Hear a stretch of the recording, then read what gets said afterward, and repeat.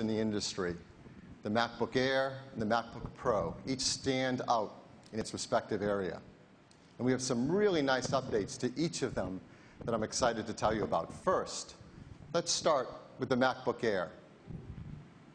As you know, the MacBook Air has revolutionized the very idea of the modern notebook. With its all-aluminum enclosure, its incredible unibody architecture, it is a breakthrough, and everyone is trying to copy it. But they find it's not so easy. Our customers love how thin and light and capable this incredible consumer notebook is, and it has really changed the consumer notebook market. So we're going to update it with some really great features and updates. For example, the latest processors. We're now updating MacBook Air with the new generation, third generation Intel Core processors, otherwise known as Ivy Bridge. Depending on configurations, they can run up to 2 gigahertz of dual-core i7 speed. With Intel Turbo Boosting, they can get as high as 3.2 gigahertz.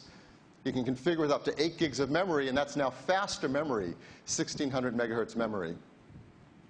And the integrated graphics that they run on are dramatically faster, up to 60% faster. So a really nice speed increase. And as you know, the MacBook Air is built entirely around flash storage. And now you can put even more in it. You can put up to 512 gigabytes. That's half a terabyte of flash storage. And one of the reasons we use flash storage is it's so zippy and quick to launch your applications, to boot up your machine, to wake up from sleep. But now we're making it even faster. It's up to twice as fast as before. That's over 500 megabytes of read speed. I know some of you out there know what that means. Right? It is faster than any hard drive that we can put in a notebook today.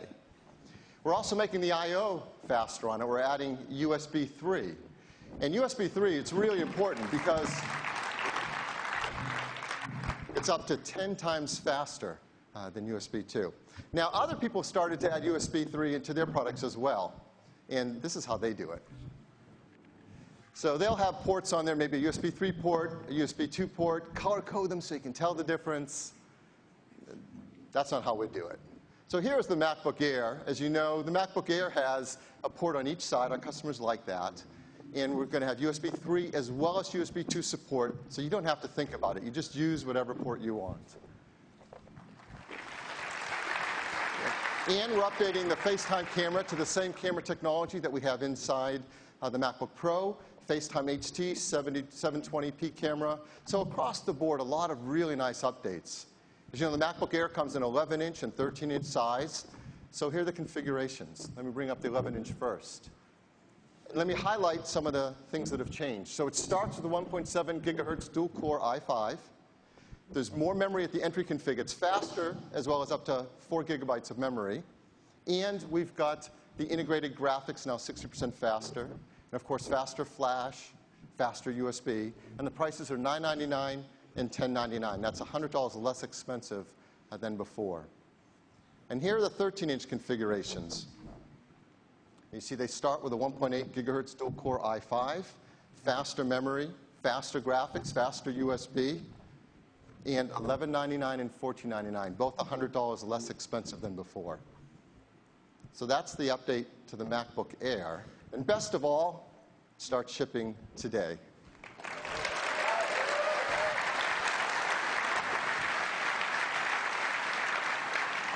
So next up, we also have a really nice update to the MacBook Pro.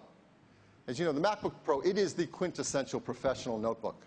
Our customers really care greatly about having the incredible speed for their video editing, their music editing, graphics and design and photography.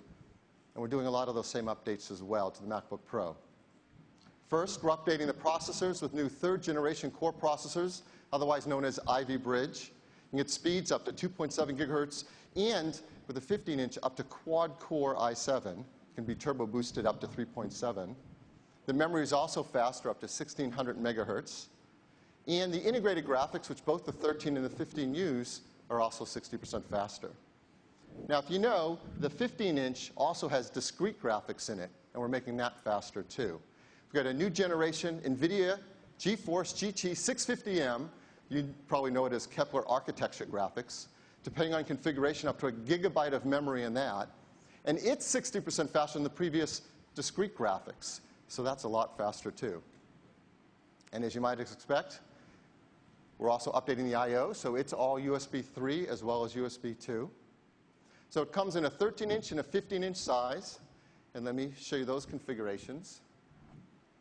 Here's the 13-inch. Highlight the changes. It starts with a 2.5 gigahertz dual-core i5. You can get 4 gigs or 8 gigs standard memory, faster integrated graphics, and of course, the faster USB as well, for the same $11.99 and $14.99. And here's the 15-inch and its configuration. Now it starts with quad-core processors, a 2.3 gigahertz quad-core i7, 4 or 8 gigabytes of faster memory, that new Kepler architecture and video graphics, 500 or 750 gigabyte hard drive. And you notice, of course, the same 7 hours of battery life, even with all that performance, just under an inch thin and 5.6 pounds. The same prices as before, $17.99 and $21.99. So that's the update to the MacBook Pro. And it is shipping today as well.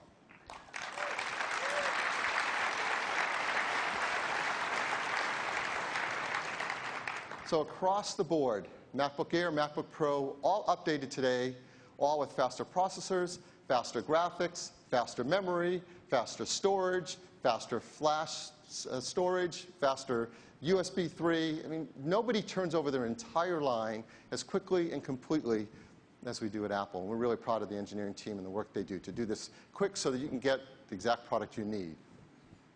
So what's next?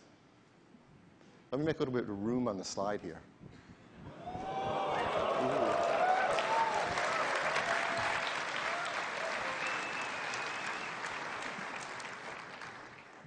You know, with the MacBook Air, the engineering team did something really bold. With the MacBook Air, they re-envisioned the consumer notebook. And they were aggressive in embracing new technologies, flash storage, wireless networking, and discarding legacy technologies that we could see trending out of the product line in the future, built-in optical drives, wired networking, things that eventually we could do without. And that enabled them to do something bold that really shook up the industry, created a new generation consumer notebook. So we've been asking the team to think about what would make a next generation MacBook Pro? And it's a great question. Do I know the answer? Well, let me start by some of the key ideas, right? You want a next generation MacBook Pro to have a killer new display. I do. Yeah. You want it to have an architecture built for the future. You want it to be radically thin and light. And of course, you want it to be bold and embrace the newest technologies and be willing to discard the old legacy things so you could make something unlike any other notebook that's been made to date. So would you like to see the next generation MacBook Pro? Well, let's show it to you now.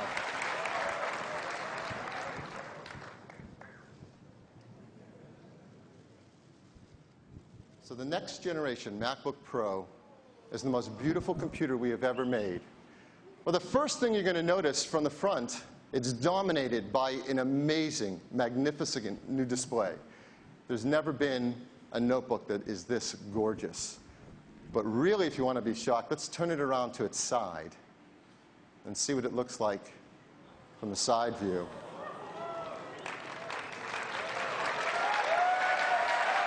Now, I know it's tough to see from the audience.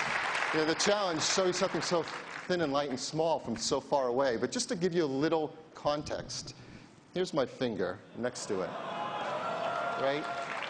It's thinner than my finger. I mean, even with its closed it is, because that display is so radically thin. It is a true breakthrough in engineering, and there has never been a notebook this thin, this light, and this powerful for professional use. Let's bring it back around to the front. Don't worry, we're going to tell you all about it in just a minute. But we just have to enjoy for a second how incredible this is. So, close it up for now. And let me go up to the slides and tell you some more about this incredible product. So the new next generation MacBook Pro is 0.71 inches thin. That is remarkable. Putting it next to the existing current generation MacBook Pro, you see the difference. It's a quarter thinner, but it's a dramatic amount. In fact, let me bring the MacBook Air next to it. And you see, it's about as thin as a MacBook Air. That is incredible. And its weight, it weighs just 4.46 pounds, under 4.5 pounds. It is the lightest Pro notebook that we have ever made, even just lighter than the 13-inch MacBook Pro today. But probably the most amazing thing about it is this gorgeous display that it's built with. It is a breakthrough in display engineering. Yes, it is a Retina display. Which means the pixels on this display are so small that from a normal working distance, your Retina cannot discern those individual pixels. And to use it is absolutely stunning. It's 15.4 inches across, but its pixel density, are you all sitting down? Because this is really exciting. It is 2,880 pixels by 1,800. That's 4 times the number of pixels in the previous generation MacBook Pro display. Their density is 220 pixels per inch, and I know some of you are really smart out there and have already done the math. It's 5,184,000 pixels. That is the world's highest resolution notebook display. And yes. And it's not only amazing because of the number of pixels in it, but the quality of this display is the best we have ever made. It has higher contrast ratios, deeper blacks. It has a higher angle of view with IPS technology. And best of all, you get the benefit of the glossy display with the rich color, but we've been able to reduce the glare and reflection by up to 75%. It makes it a joy to work on. Now, it ships with OS X Lion, but Lion has been updated to take full advantage of that Retina display. So everything you do on it can look really sharp and beautiful. So the applications we include with Lion, for example, mail. Mail's been updated, so reading your mail is like reading fine print. It's gorgeous. Safari's been updated. Surfing the web can be like experiencing magazine print quality. And many of the applications like iMovie and iPhoto have been updated. In iPhoto, when you're looking at thumbnail photos in the events view, you're going to see a clarity and level of detail you've never seen before in a display. It's gorgeous. And not only the included applications, but we're also updating our professional applications as well to take full advantage of the Retina display. We have a major update to Aperture, our professional photo application. And this is a breakthrough for a photographer. If you love working with photos, not only has the whole UI been updated in every element for the Retina display, but you're now looking at 4 times the resolution of your photos as you work on them. It is absolutely a breakthrough event for photography. And Final Cut Pro X is being updated for it as well. And this is remarkable. Because of the density of that Retina display, that video area you see up on the top right in Final Cut, that is 100% pixel for pixel, 1080p HD video right there in that window. That means there are over 3 million pixels left over for your magnetic timeline, for your video bins, for your effects. And it also takes advantage of the amazing performance of this machine.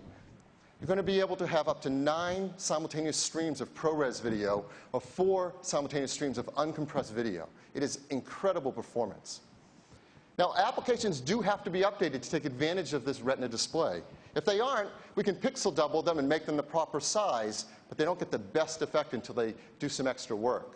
So we've been working with some key developers to give them a look of this incredible machine and this amazing display, and they're doing some work that's phenomenal. Let me give you a couple examples. Adobe Photoshop. The great team at Adobe is doing amazing work on a version of Photoshop that will just be jaw-dropping. The resolution on that Retina display is just breakthrough. So if you like working with Photoshop, this is going to be an amazing experience. Autodesk is work on a new version of AutoCAD that takes advantage of the Retina display. And it allows a level of detailed work and design never possible in a notebook before. And if you think it's all just hard work and no play, there are some great games being created for it as well. This is Diablo 3. I know a few of you play this game. And you're going to see a gaming experience with this resolution unlike any you have ever seen before.